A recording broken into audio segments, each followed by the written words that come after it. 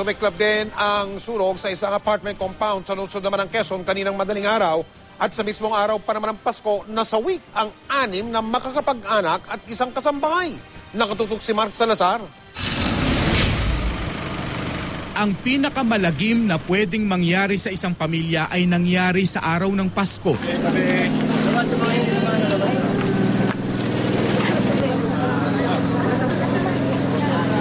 Sunod-sunod na inilabas ang sunog na bangkay ng 6 na miyembro ng pamilya Filamor sa Barangay Bungad, Quezon City.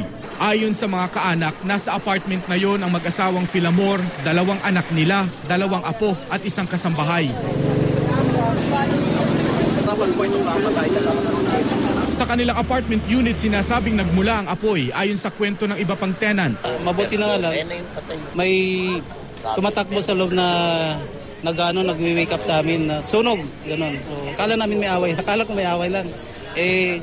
Kasi di ako natulog sa taas, sa baba lang. Ngayon, nung baka mga 4 o'clock siguro. Mga 3 to 4. Hindi pa malinaw kung ano ang sanhi ng sunog.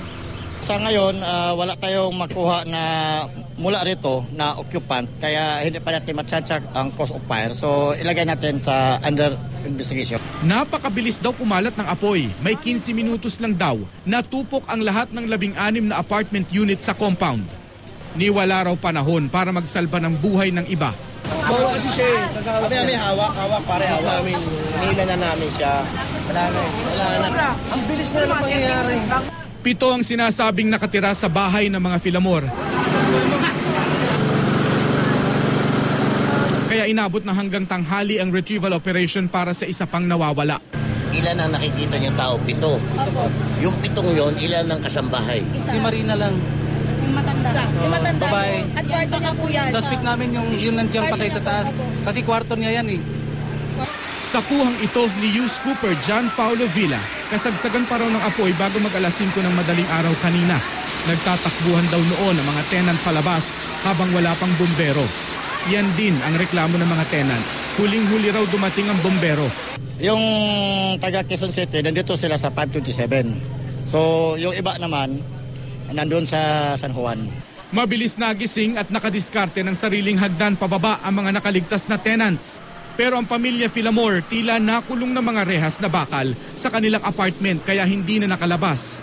Makita po naman natin na medyo may kalumaan po yung apartment po nito. Hindi nakikita ng Bureau of Fire Protection NCR na issue ang kawalan ng fire exit ng apartment compound. Ito, maliit na kasi.